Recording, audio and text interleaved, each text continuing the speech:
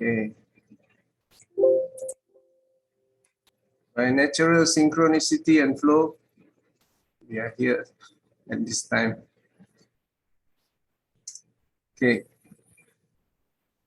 Nice to see you all and be with you all. There is a live profile picture here. Very nice. You know, each and every one of you, I see your profile picture. I see your representation, your projection of your avatar. Yeah, your avatar come forth. So I recognize and I speak to you all as per your avatar. And also nice that you have your video and I can see you as the avatar directly. So you are the goddess for me. All of you are. Okay, now this recognition of the goddess is very is something which maybe needs a lot of practice if you are not used to it. Yeah, but for me, I'm very used to it. You know, because Swami has told to see God in all. So what I do is I will start all the goddess form. I would just picture those who have come in contact with me as that goddess. So I would treat them with that kind of respect and honor. And I enjoy that much. I enjoy that. Yeah. This is the way I feel that it helps us to elevate our consciousness and also to see divinity in all. Yeah. And this is something that helps us. I think this is much more for helping us than anything else. You know, all the sadhanas that we try to do, especially for me, I'm very into sadhanas. I love sadhanas. I love to come up with new sadhanas. I'm that type. I've conducted a lot of retreats before. I'm a retreat addict.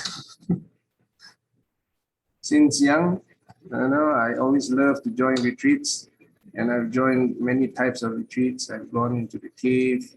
I've gone into even graveyards, but these are all teenage time. So when I go graveyard, I end up clowning around rather than sitting down and meditate. You know, so I don't know. I since teenage I have a group. People just love to hang out. So I would be telling them stories of trying to scare them, but then end up I getting scared. Some of them are famous people now. Huh? Yeah, in the radio stations, they are professional singers and they perform. Because I'm sort of a musician. Like I didn't learn any officially, but I just see an instrument. I cannot keep my hands still. So I would grab and I would play anything. So I end up in bands. I've been to a lot of bands, so many since I was very small. I have my own band, and it's very touching to see my dad. My dad has a kind of a small safe, and we're just wondering what he puts inside. And after he passed on, we have to open it. And guess what he was having inside? He's having coins, a lot of coins. I don't know for what. There's a lot of coins. These are just, they are Malaysia coins, foreign coins, sometimes, nice coins are there. And there are a few pictures. And one of the picture is me in the band playing guitar. So this band, it's this is my first band actually. You know, I think I was 14 years old. So I went to Singapore to study, and there I learned how to play the guitar, and I'm on the streets most of the time. So I came back and started a band with my cousins, and he has that picture. So it's so from now on I put that picture up, you know, remembering his love. Okay, now Dasa Maha Vidyas we have completed. We have completed all 10, and I believe that it will reflect in your life in a drastic way. Of course, you know, sometimes it happens so naturally that you don't realize that it already happened. Already happened. Okay, before I share, let me see if I got the approval. Okay, I got the approval. So, for example, Sister Jayanti went for the Bhairava Sadhana. Okay, still very filled with the energy, still in a state of bliss and awe, and and she explained a bit of what happened, and it is very much similar to what we have been doing, chakra by chakra, drawing in the Hiranyagarbha, drawing in the divine feminine energy, rising it up, and going up each chakra through your body. And it's intense, you know, after a while, when it's properly guided with full energy, like Sri Ambe Arunachala, when he guides, right, he puts on everything, you know.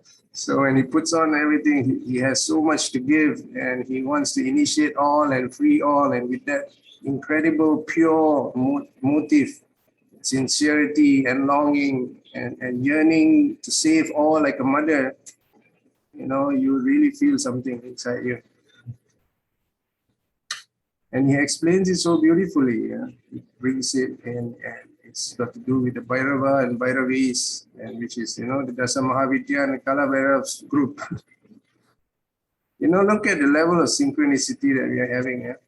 It's all just synchronizing and matching, and now Connie Shaw speaks of the same thing, you know, and she is bringing forth to another level, you know, she's saying there's going to be a big crisis.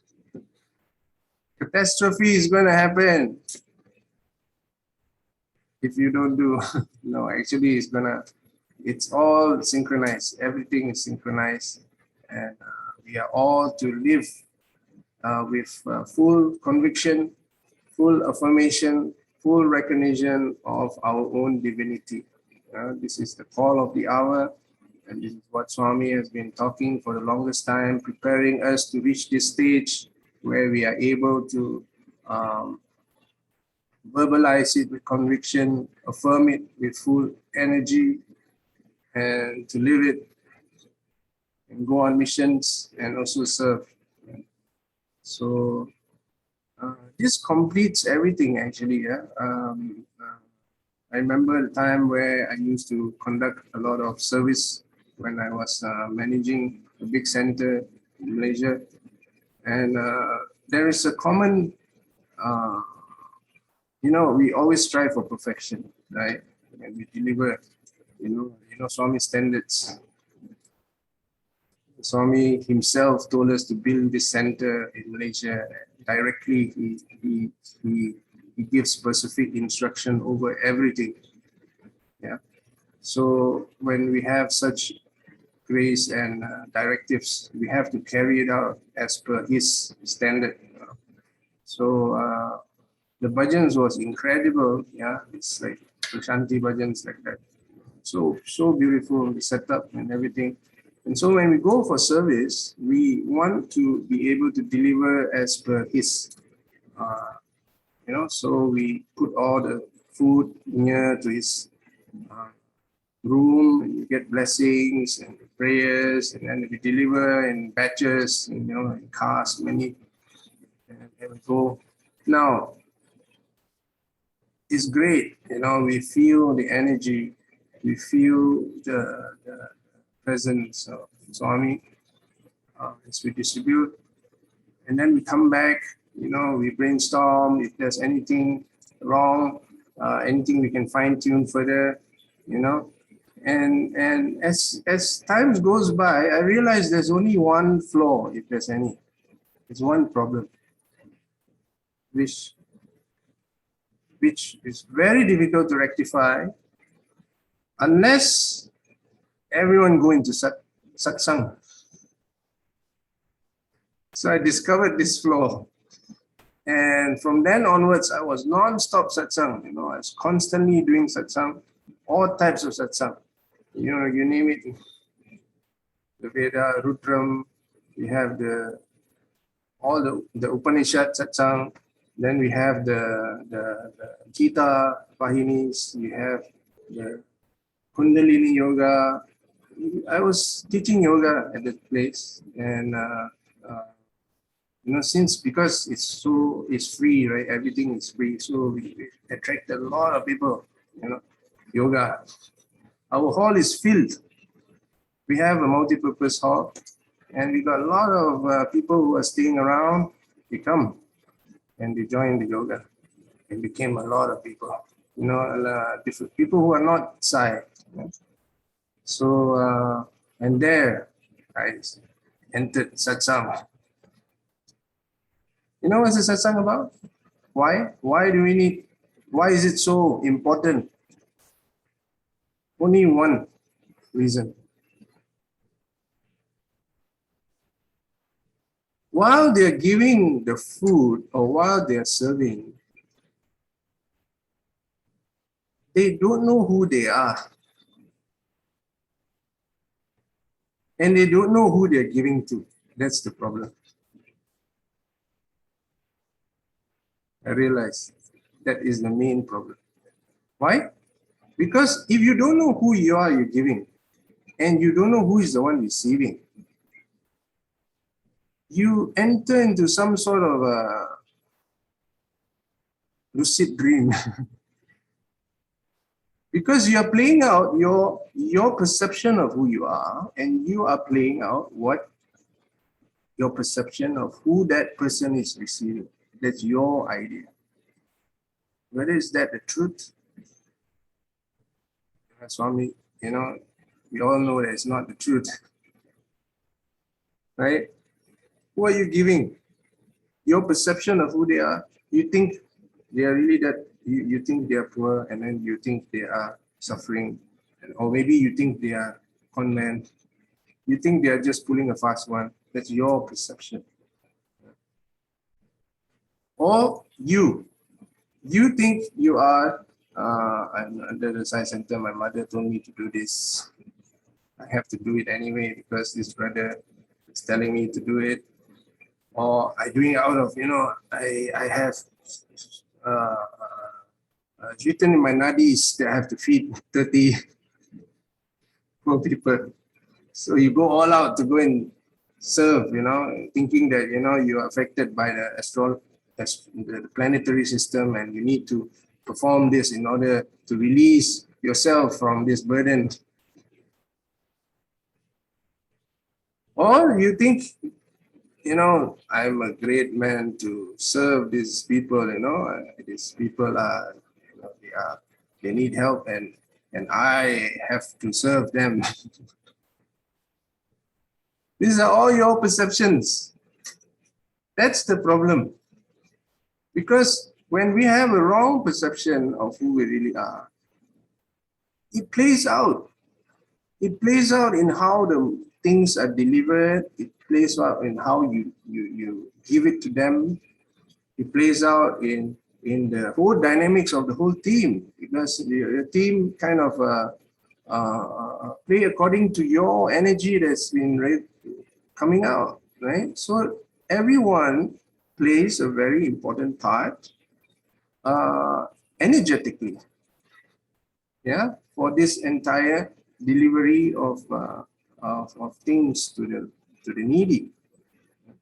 So what I started to do at that time is I started reminding constantly, who are you? So it became the central focus. And I find that the Vedas are very, very, very accurate. Very, every line it points, God, God. North is God. Food is God. Sky is God. Time is God. Timelessness is God. So everything in science became God. And that's incredible because that kind of settle all problems, And after that, when they deliver, wow, energy, the divine energy was incredible. You realize that you're God and you're giving to God. And that exchange, the energy was so smooth, so divine. Everyone is so happy. Yeah? And then you come back, it doesn't end there. Your divine energy spill over to the house and spill over to the night bhajan. And the night bhajan become much more like a celebration. The music that comes out, the sound was incredible. Yeah, it's like stadium. Boom, boom. You can really feel Swami so happy. So I feel that's the goal for all centers, and that's the goal for each and every one of us. And I feel very, very grateful that Swami has guided us to that level. In terms of physical discipline is one thing, your mind, mental discipline. And then your soul discipline, your journey, your individual discipline towards God, completes all sadhanas, actually. With this sadhana, all sadhanas. Yes. Sairam, Sister Rama, please go ahead. Vocal discipline, what we read today. Yeah, vocal discipline. I went to some extent, even Nanjundar Dixit thought I was crazy. I went, I told, we are going to go on silence. No one speaks.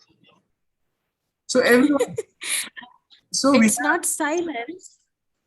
Swami told discipline of our speech.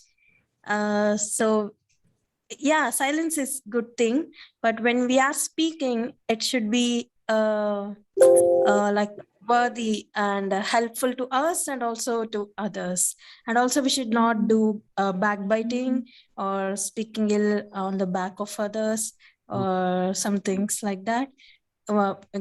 Having one kind of thought on them and speaking sweetly, like polishing our words, all those things we should not do.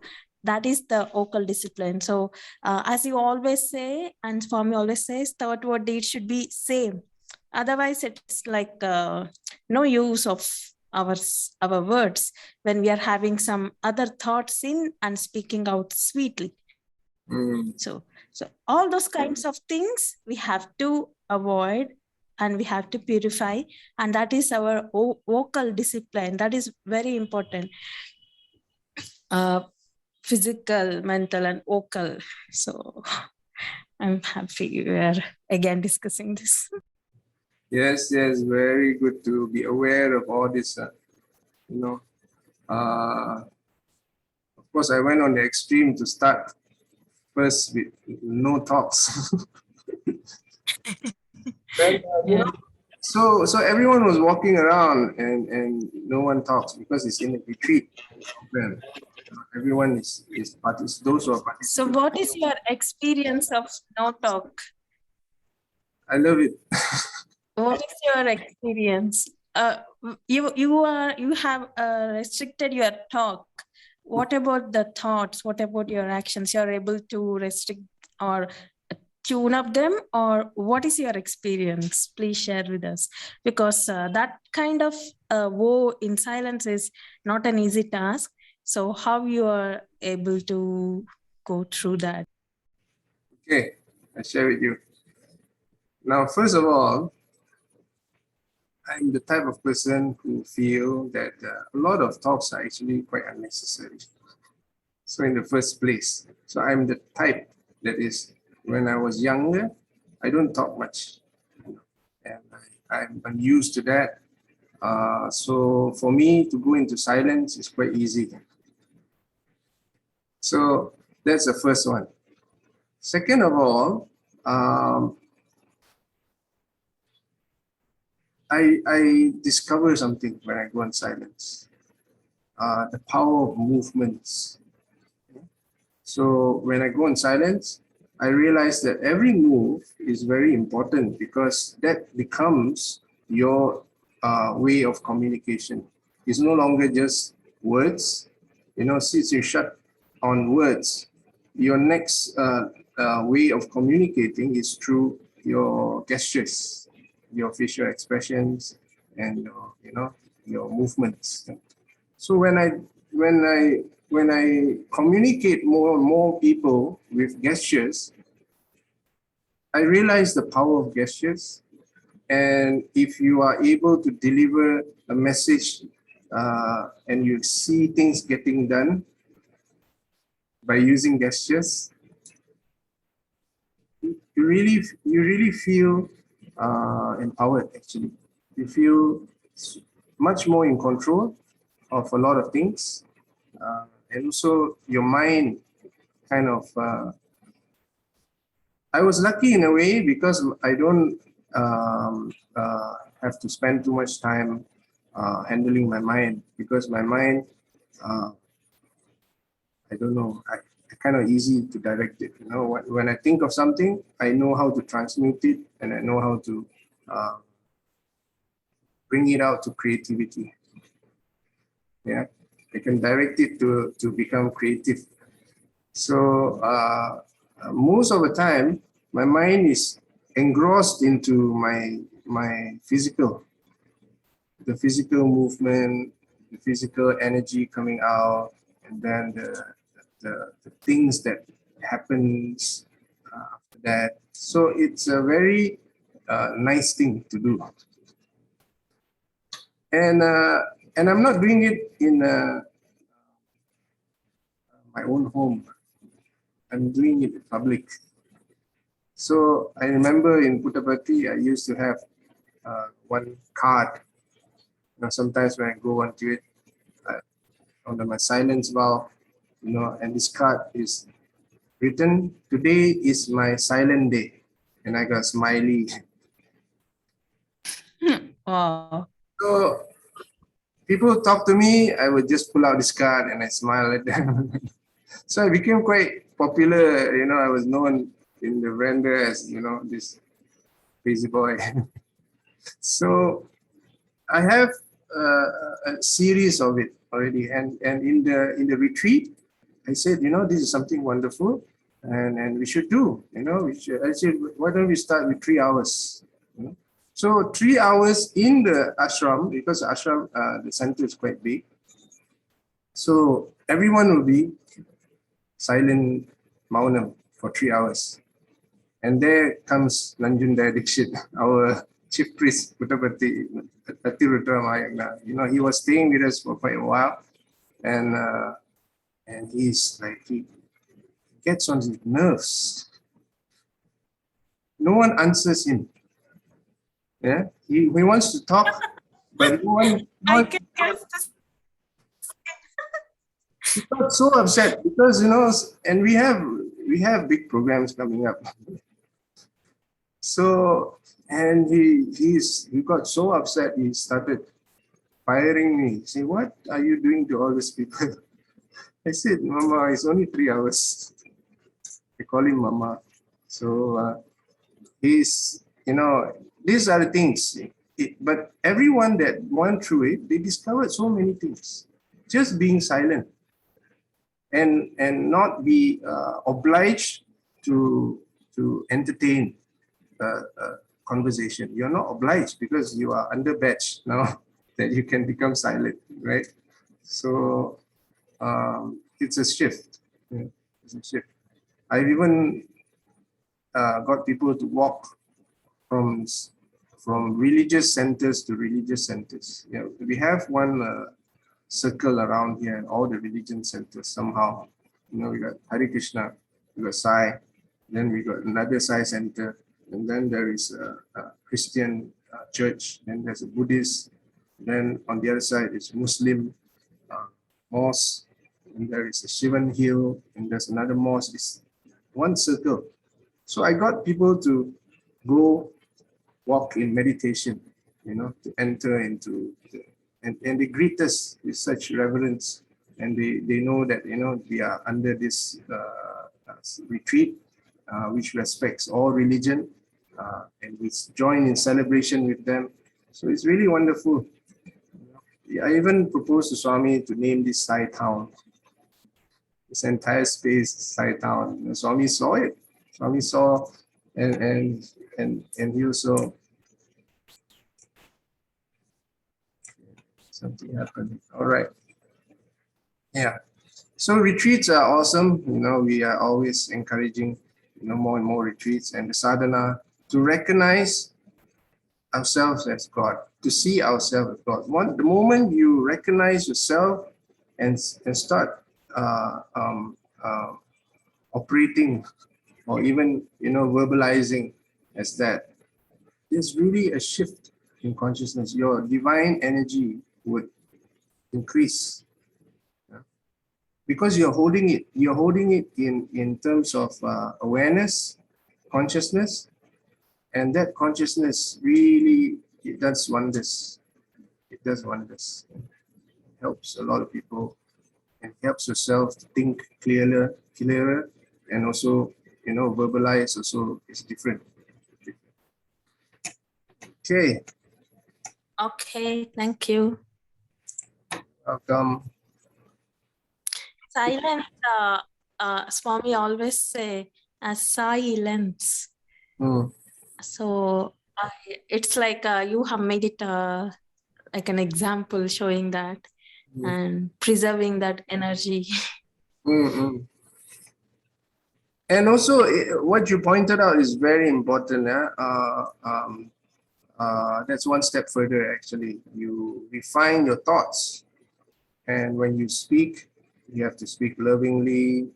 You have to not be harsh, not harm anybody, in speech. Those are more refined. It's fine-tuning of your vasanas. Vasana is not easy to deal with. So you need effort to fine-tune it. So that is tougher, actually. Yeah. So it's really great that it's guiding us in such a way where we can refine our words.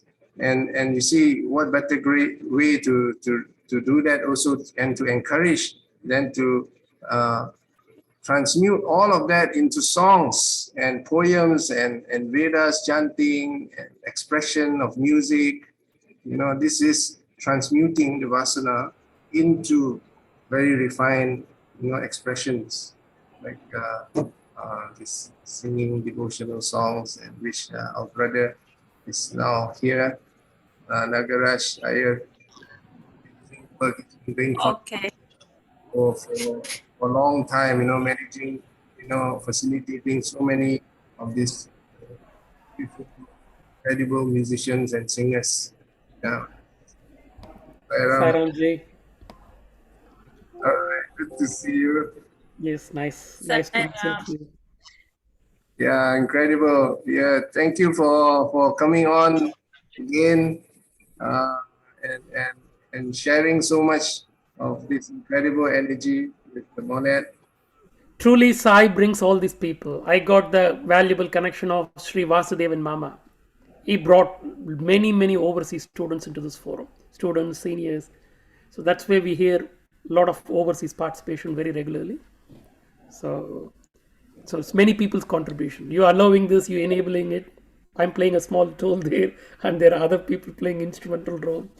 So it's a chain, and it's nice to see. It's incredible, the transformation that happens with people. Some of them, I know them, and they really feel elevated, so much enriched You know, Yes.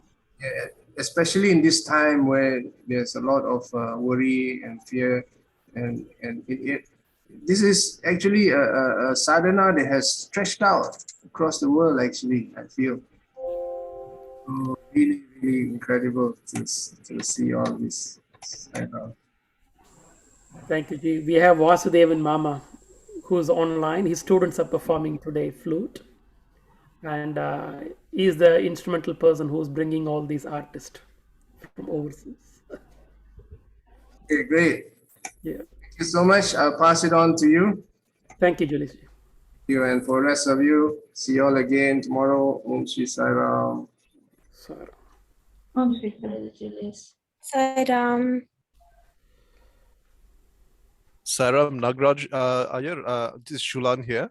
When Yes, you Shulan. are ready, when you have introduced the artists, when you have done the sound test, and I'll start streaming, and then you can introduce the artists.